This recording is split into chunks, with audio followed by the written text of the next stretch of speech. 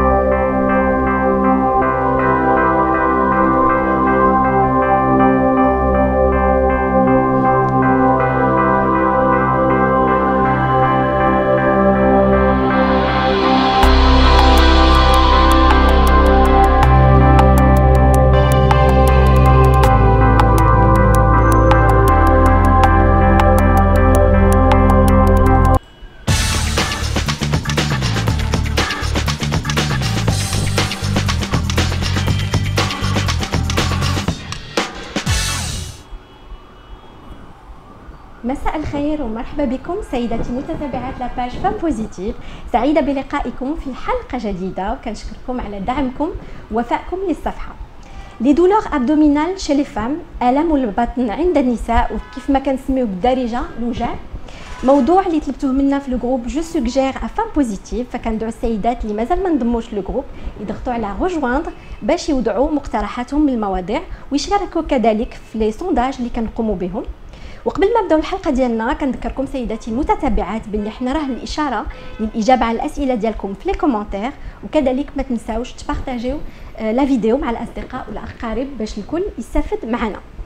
Nous avons l'immense plaisir d'accueillir le docteur Mohamed Cohen, chirurgien de l'appareil digestif et qui va nous parler de ce sujet.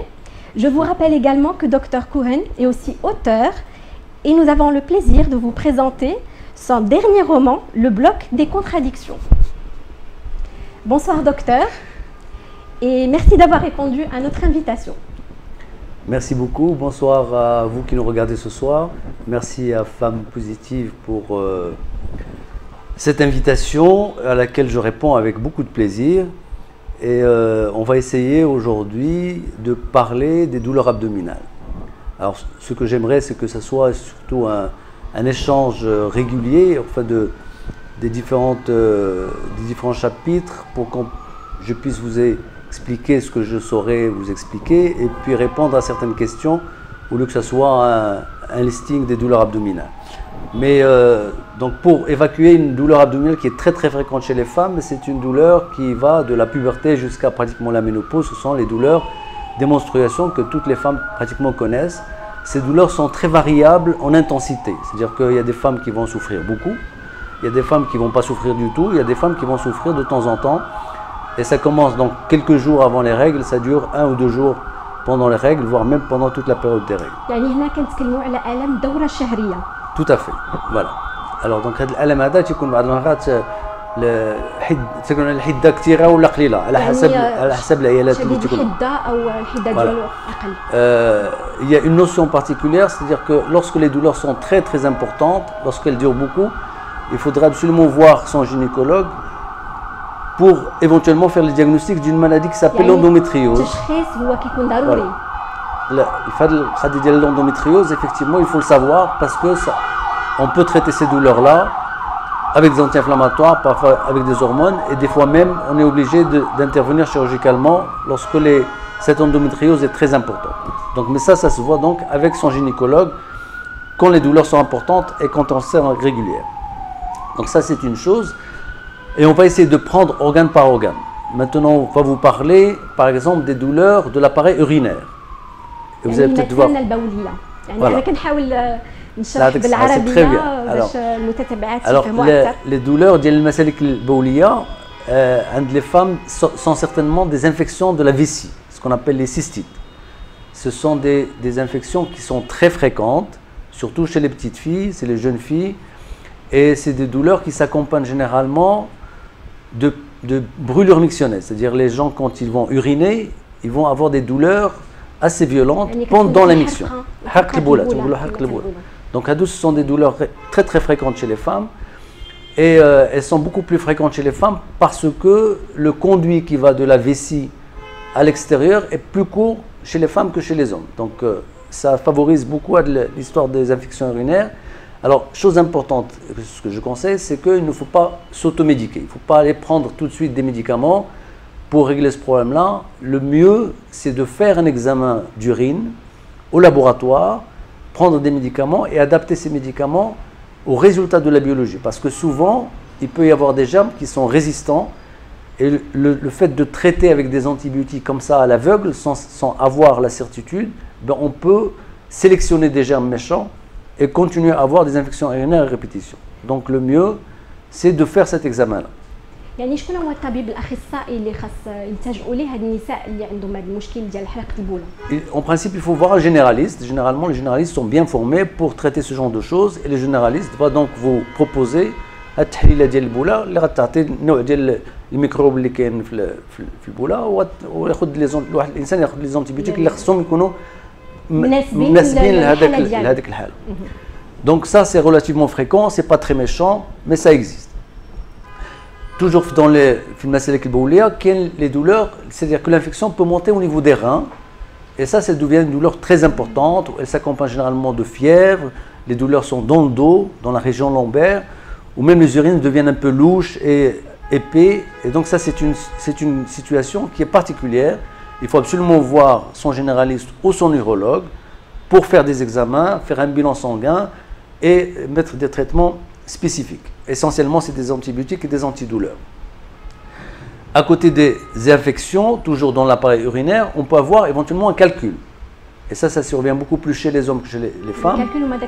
الحجرات يكونوا سواء في الكلوة سواء في المسالك البولية وهذاك الحجر يمكن له يعطي دابور الألم تيكون صعيب تيكون سواء في الظهر سواء في لا ريجون دو لين. À ce moment-là, il faut absolument voir un médecin, faire une échographie et à l'échographie simplement on peut voir déjà le retentissement du calcul. C'est-à-dire que quand le calcul bloque, ben, les reins vont gonfler, vont augmenter de volume et ça on peut le voir à l'échographie rapidement avant de faire d'autres examens qui sont essentiellement un scanner. Et à partir de là, il faut voir un urologue justement pour le traitement de ce calcul. Et ce calcul, on peut soit il peut descendre spontanément avec quelques médicaments, on peut l'aider avec quelques médicaments et le problème est résolu. Et des fois, on est obligé de faire une intervention soit par les voies urinaires, soit une intervention chirurgicale sous cystoscopie ou éventuellement une autre voie. Donc ceci pour les problèmes urinaires. Après, et particulièrement chez les femmes, on va rencontrer des douleurs d'origine gynécologique. Et là, il y en a beaucoup et en fonction de plusieurs situations. La première situation, ce sont les infections. Alors les infections, généralement, soit l'infection de l'utérus, soit les infections des trompes,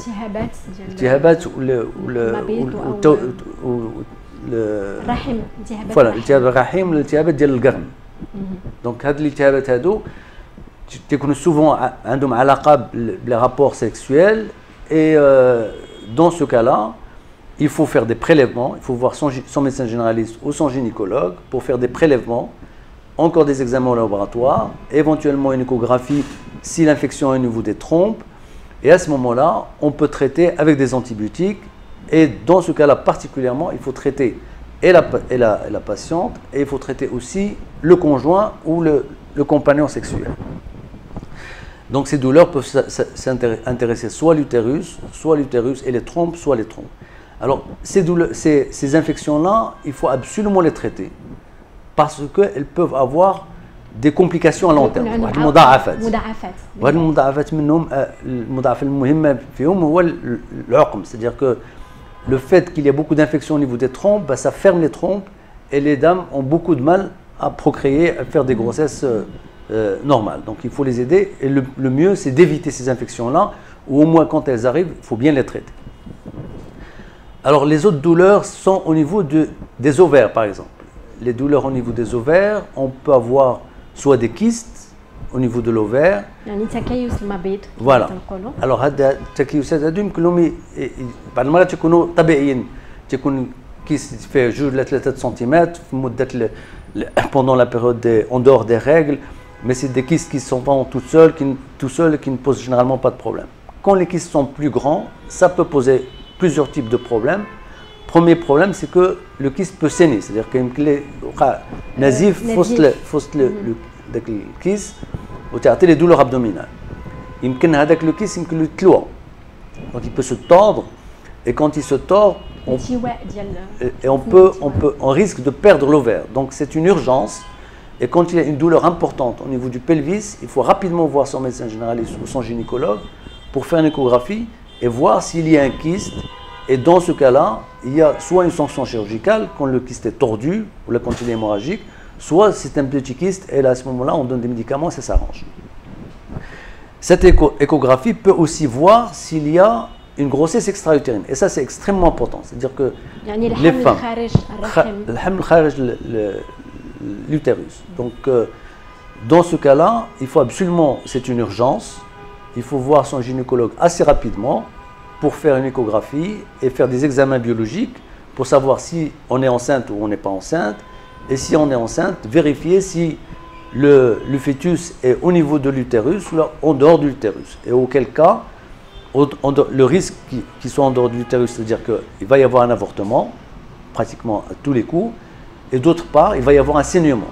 Et ces saignements peuvent être des fois très très importants, et c'est la raison pour laquelle il faut consulter rapidement, parce qu'on peut saigner dans son ventre et on peut perdre beaucoup de sang.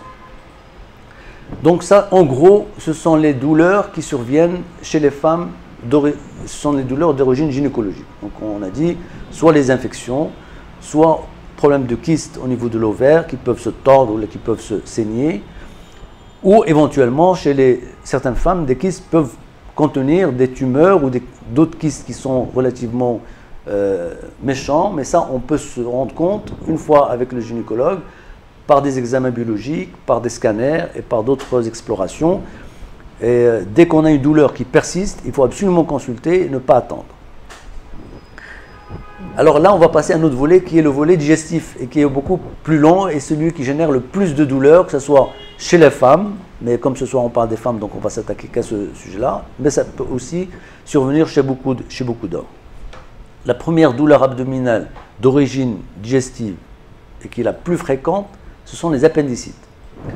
Et si on peut voir, vous allez peut-être voir une image de l'appendice. L'appendice, c'est un petit organe qui est au niveau du côlon et qui est fermé à son bout, et par conséquent, quand il y a des aliments qui rentrent au niveau de l'appendice, ça peut se boucher et ça peut s'infecter. Et donc, quand les germes arrivent à ce niveau-là, il n'y a pas de traitement particulier. Il faut absolument opérer. Alors, avant d'arriver à cela, la douleur de l'appendice, c'est une douleur qui se situe généralement à droite, en bas du ventre et à droite. Elle peut être chez les femmes plus basse. Elle peut prêter à confusion avec une douleur d'origine gynécologique. La douleur de l'appendicite s'accompagne souvent de fièvre et souvent de troubles de transit. On a envie de vomir, on a des nausées, on n'est pas bien. Et on a un petit fébrucule, c'est-à-dire on a une fièvre à 38 ou à 38,5. Et auquel cas, il faut donc consulter son médecin. Le diagnostic de l'appendicite est souvent un diagnostic clinique. Il suffit seulement que le médecin averti palpe le ventre pour évoquer le diagnostic d'appendicite. Et à ce moment-là, il va le confirmer par des examens de sang où on va trouver une augmentation des globules blancs et une augmentation de la CRP. Et on peut aussi faire une échographie. Et à l'échographie, arrive dans plus de 80% des cas à poser le diagnostic d'appendicite. Des fois, on est obligé de recourir à un scanner pour confirmer le diagnostic. Alors, le traitement de l'appendicite, c'est un traitement chirurgical. C'est une urgence, enfin, pas une urgence dans l'heure qui suit comme pour la grossesse extra-utérine, mais c'est une urgence.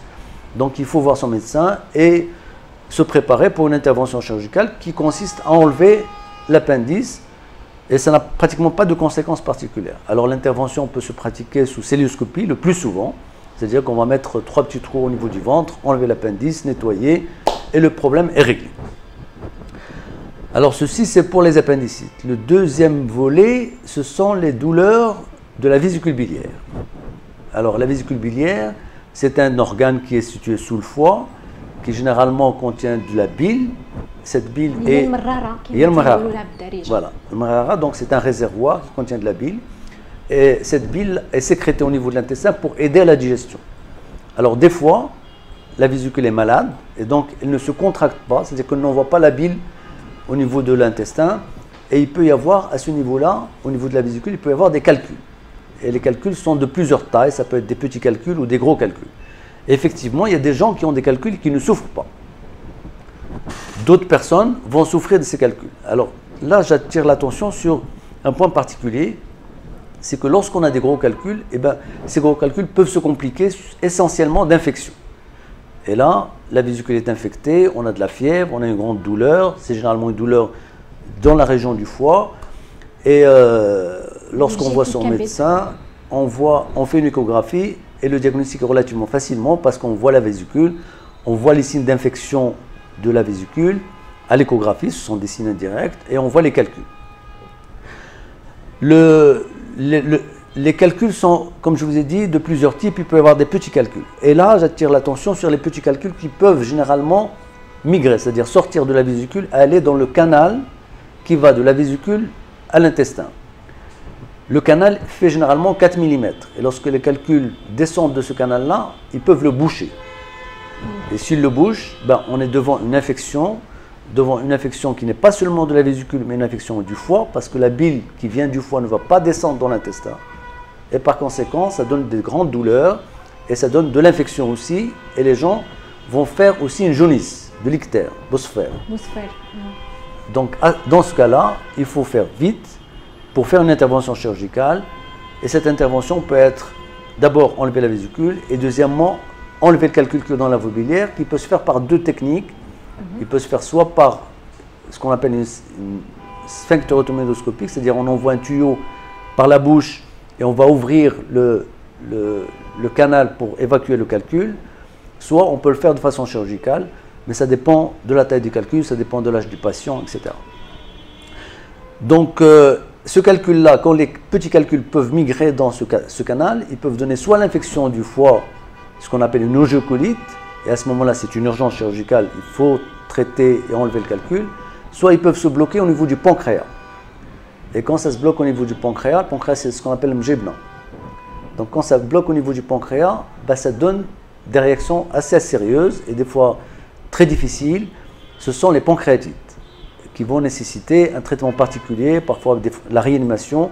Et c'est la raison pour laquelle chaque fois qu'on a une douleur abdominale persistante et violente, il faut rapidement consulter pour ne pas arriver à ces situations-là. Et surtout, lorsqu'on a des petits calculs dans la vésicule, il faut garder à l'esprit que ces petits calculs peuvent migrer, ils peuvent donner des problèmes au niveau du pancréas, et ce qui peut être assez sérieux.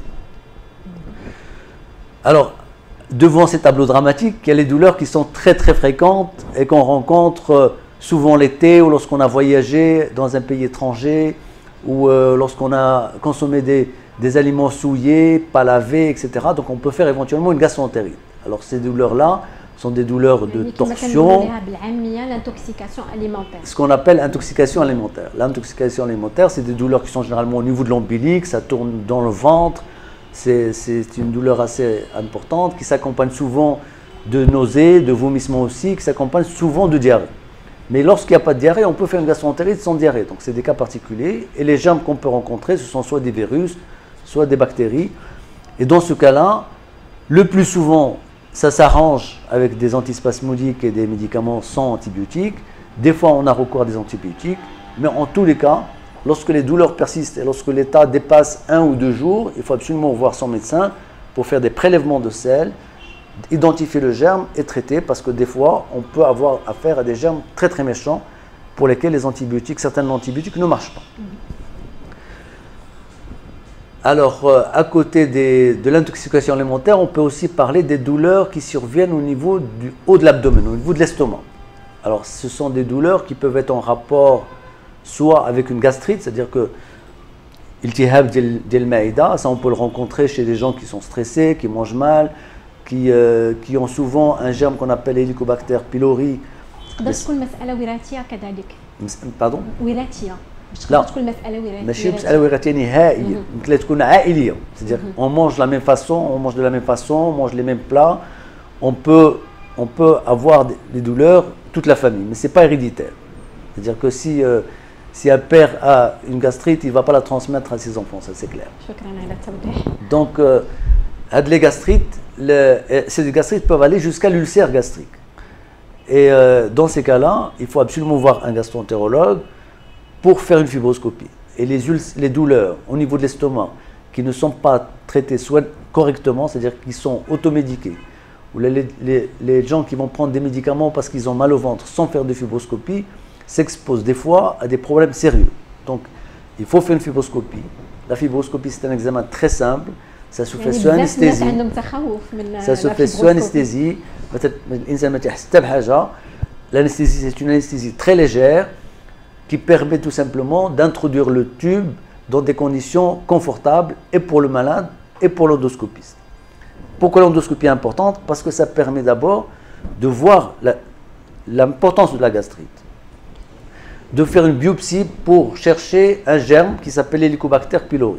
Et lorsqu'on a ce germe, il faut le traiter. Quand on a une quantité importante de germes dans l'estomac, il faut le traiter parce que ce germe prédispose à certaines maladies particulières. Et c'est la raison pour laquelle je vous dis qu'une fibroscopie est très très importante lorsqu'on a des douleurs répétitives de l'estomac. Et la fibroscopie peut aussi voir s'il y a un ulcère. Et s'il y a un ulcère, c'est un autre traitement, ce n'est pas le même traitement de la gastrite, c'est un traitement très particulier, enfin différent. Et c'est la raison pour laquelle cette fibroscopie est extrêmement importante. Et il ne faut pas hésiter de la faire, parce que je répète encore, ce n'est pas un examen très agressif, c'est un examen qui est indolore, c'est-à-dire qu'on a pas mal, parce qu'on est sous anesthésie.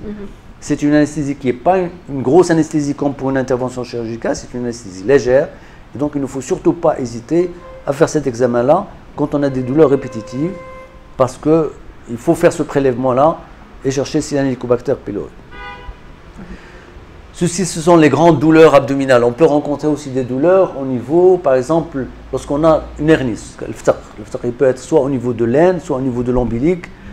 Et il peut donner des douleurs aussi, parce que les organes qui sont à l'intérieur du ventre, soit la graisse, soit l'intestin, peut s'engager dans ces petits trous-là. Et des fois se coincer, ça devient une urgence chirurgicale, ou des fois tout simplement être tétillé par cette hernie et donner des douleurs. Donc généralement l'examen clinique, on a souvent une boule qui sort soit au niveau de l'ombilic quand on tousse, là, quand on soulève un poids, là, quand on se lève, quand on fait un effort physique. Donc c'est des boules, on a l'impression d'une boule qui va sortir soit de l'ombilic, soit au niveau de l'frad, et ça s'appelle donc une hernie. Et pour ces douleurs-là, il faut aussi un traitement chirurgical qui est généralement pas très très compliqué. En dehors de ces douleurs qui sont généralement aiguës, il y a une douleur particulière qui est en rapport avec les occlusions. C'est-à-dire que soit parce que la personne a été opérée plusieurs fois c'est-à-dire à qui on a ouvert le ventre plusieurs fois, et dans ce cas-là, il se produit des adhérences, c'est-à-dire que les intestins collent les uns avec les autres et ça peut donner des occlusions. Et là, je peux rappeler que la cœlioscopie a apporté un énorme progrès, c'est-à-dire que lorsqu'on fait des interventions sous cœlioscopie, on a beaucoup moins d'adhérence et beaucoup moins de brides, et on expose beaucoup moins les gens à ce genre de complications qui est l'occlusion que lorsqu'on les opère par voie traditionnelle. Donc chaque fois qu'on peut faire une cœlioscopie, c'est mieux pour les patients. Et comment كيفاش يمكن لنا نعالجوا هاد les douleurs اللي تيجيو بعد l'occlusion, بعد une opération chirurgicale? Alors, c'est des douleurs qui ne sont pas très importantes, et à ce moment-là, on essaie quelques médicaments, des antispasmodiques essentiellement, et les choses se passent. C'est-à-dire que les gens qui ont beaucoup d'adhérence, il faut qu'ils mangent tout doucement, qu'ils ne surchargent pas quand ils mangent. C'est-à-dire que voilà. Donc il faut faire attention à ce qu'on mange. Et quand les douleurs sont très très importantes, à ce moment-là, il faut faire une intervention chirurgicale pour enlever ces brides-là et libérer les intestins. Alors les occlusions peuvent être aussi en rapport avec des tumeurs soit bénignes, soit malignes, qui peuvent survenir soit sur le gros intestin, soit au niveau du petit intestin. Et là, le problème, c'est que les patients, quand ils sont en occlusion, ils vont vomir, ils vont avoir leur ventre augmenté de volume, ils vont avoir des douleurs assez importantes, ils vont avoir un arrêt de transit, c'est-à-dire qu'ils ne vont pas avoir de gaz, ils ne vont pas pouvoir aller à la selle parce que c'est bouché. À ce moment-là, c'est une urgence. Il faut voir son médecin, il faut faire des examens, il faut essentiellement faire des radios, il faut faire des scanners pour savoir le niveau de l'occlusion et proposer donc une intervention chirurgicale. Voilà donc en gros ce qu'on pourrait dire sur les douleurs abdominales. Et je constate que jusqu'à présent, vous ne m'avez pas posé de questions. شكرا لك دكتور. دابا غادي نمروا لفقرة الإجابة على الأسئلة، بعد نتلاقاو بعد الفاصل.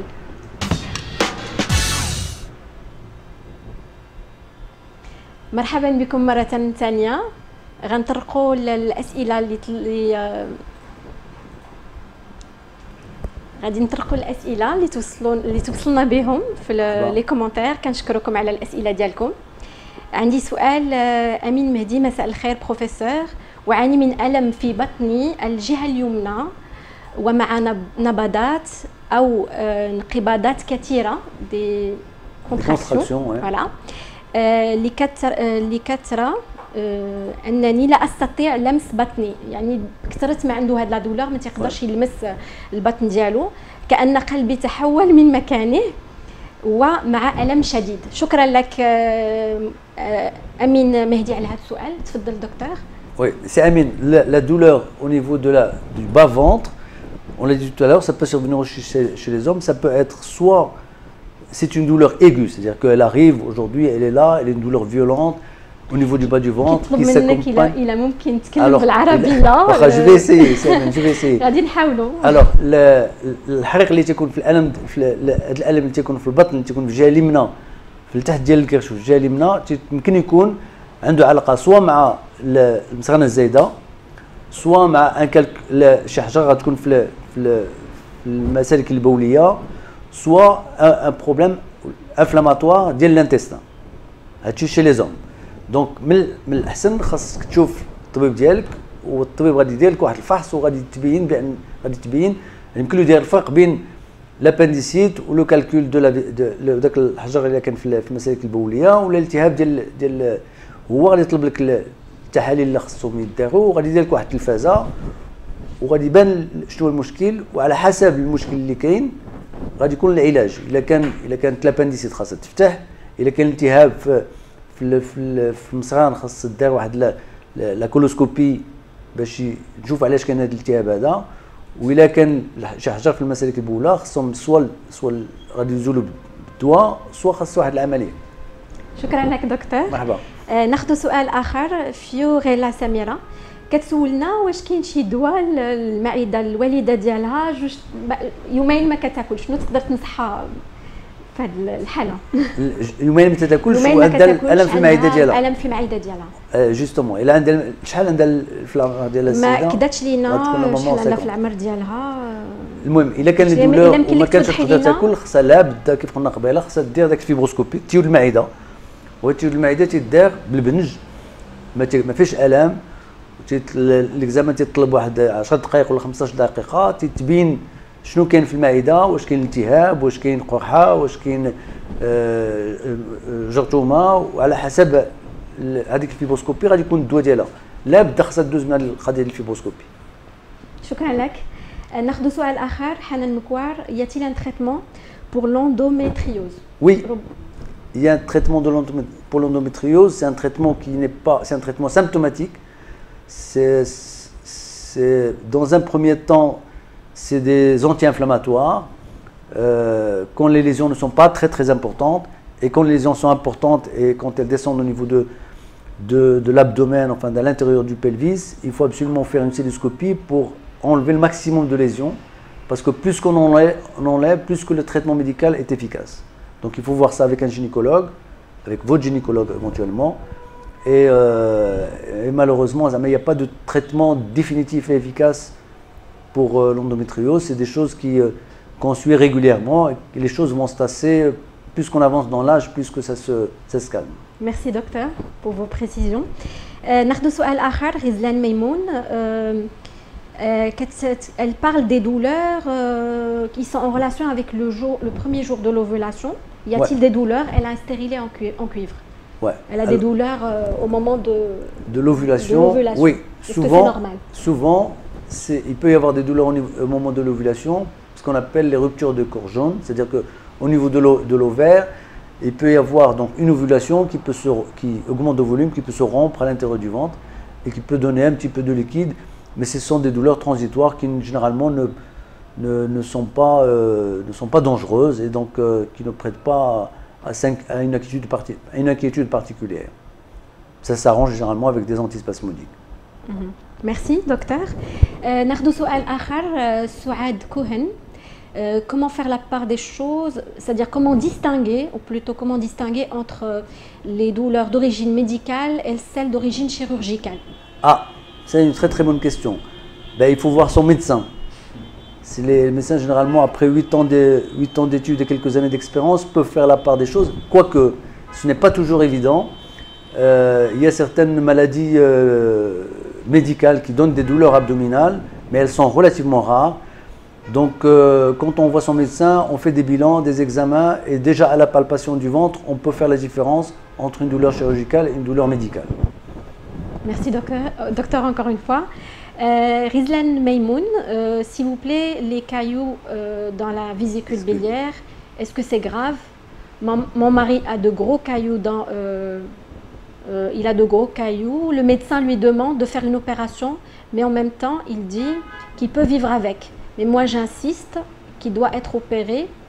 Lui, de sa part, dit que ce n'est pas la peine puisque le médecin le dit. Votre conseil, s'il vous plaît, et merci. Vous faites bien d'insister de le faire opérer, pour plusieurs raisons. D'abord... Mais elle a dit que son médecin lui dit que ce n'est pas nécessaire. Alors, moi je donne mon avis. Dans la question. Je donne mon avis de spécialiste du domaine. Les gros calculs au niveau de la vésicule biliaire peuvent se compliquer de deux façons. Première façon, ils peuvent s'infecter. Et donc, quand il y a une infection de la vésicule biliaire, ça devient une question chirurgicale et il faut opérer pratiquement en urgence. Enfin, quand je dis une urgence, je ne veux pas vous inquiéter. C'est une urgence différente, c'est-à-dire le temps de faire les bilans, les examens, et il faut faire l'intervention.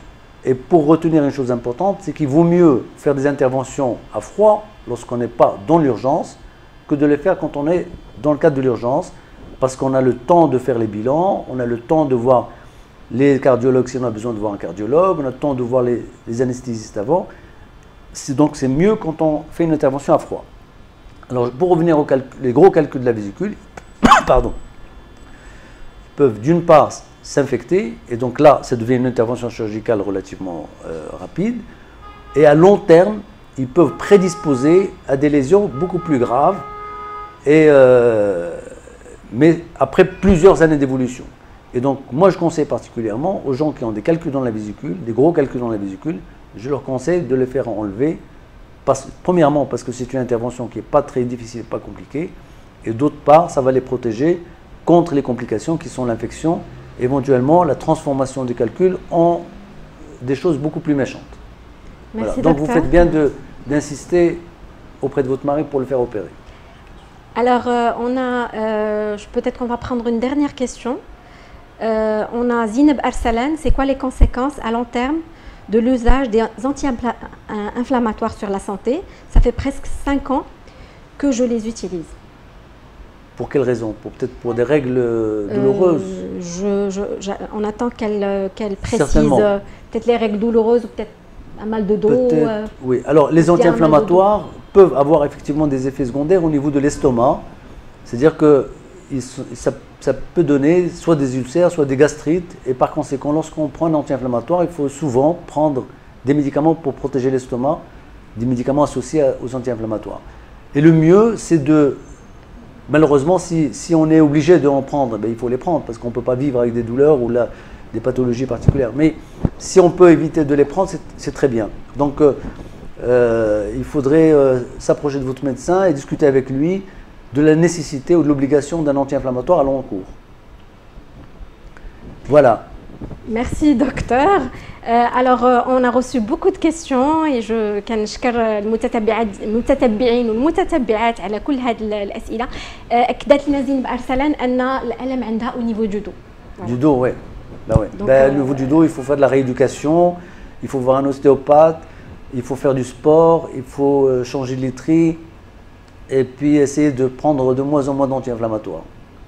شكرا لك, merci. On a reçu beaucoup de questions et d'ailleurs je remercie tous les كنشكر المتتبعين. نجاة علمي عمري 35 سنة, المعدة ضرتني بزاف, قال لها الطبيب المعدة عندها طيبة والاكل ديالها ما كيتهضمش, هذا اسبوع كتاخذ دواء ديال الالم نقص ولكن مازال فيها الدوخه وحاسه بعدم الهضم, يعني ان بروبليم دو ديجيستيف. J'imagine que si elle a vu son médecin, donc elle a dû faire une échographie pour voir s'il y a des calculs dans la vésicule ou pas, parce que les calculs peuvent donner ce genre de problème. Et j'imagine qu'elle a eu une fibroscopie pour savoir si elle a une gastrite avec ce germe qu'on appelle Helicobacter pylori ou pas, et auquel cas, il faut le traiter. Et en tous les cas, un traitement médical n'agit pas tout de suite. Donc il faut que les gens comprennent qu'un traitement, ça se prend pendant une semaine, 10 jours, et l'amélioration se fait progressivement. Il n'y a pas de traitement miracle, sauf dans des cas très très particuliers. Merci beaucoup دكتور. Merci à vous. alors كلمة أخيرة قبل ما ننهيو الحلقة ديالنا. شنو النصائح اللي بغيتي تقدم للمتتبعين ديالنا من هذا المنبر في هذا الموضوع؟ Alors خصوصا مع الإقبال ديال شهر رمضان المبارك. Oui. Alors ce qu'il faudrait retenir, s'il faut retenir quelque chose, c'est que chaque fois qu'on a une douleur abdominale violente, il faut consulter, il ne faut pas s'automédiquer. Il ne faut pas prendre des médicaments en disant que ça va se passer. Et surtout, si ça ne se passe pas, il faut absolument voir un médecin. Parce que dans la majorité des cas, ce sont des douleurs qui peuvent ne pas engendrer de complications graves. Mais des fois, il y a des douleurs qui peuvent engendrer des complications graves, essentiellement lorsqu'on a par exemple une grossesse extra-utérine ou une torsion de l'ovaire ou une appendicite qui peut se compliquer de péritonite. Voilà, donc chaque fois qu'on a une douleur qui ne passe pas, il faut absolument voir son médecin et ne pas prendre des médicaments à l'aveugle. Un. Deuxièmement, il faut apprendre à bien manger, à bien vivre, et ça on ne le répétera jamais assez, c'est-à-dire ne pas manger beaucoup, ne pas manger beaucoup de graisse, ne pas manger beaucoup de sucre, manger beaucoup de légumes verts, beaucoup de salades, beaucoup de fruits, boire de l'eau et faire du sport. ميرسي بوكو شكرا لك شكرا على تلبية الدعوة وشكرا على كل هذه النصائح الهامة اللي فتينا بهم شكرا للفريق كذلك الفريق التقني اللي ساهر على البرنامج وكنشكركم سيداتي سادتي المتتبعين على حسن الاستماع والتفاعل ديالكم معنا وما تنساوش تعرضوا على جميع السيدات اللي كتعرفوا باش يديروا لايك ولا جيم على لاباج فام بوزيتيف وكنقول لكم غيستي توجور بوزيتيف ونتلاقاو ان شاء الله يوم الخميس 8 مارس اليوم العالمي للمرأة باش نحتفلوا معكم في حلقة خاصة والى اللقاء.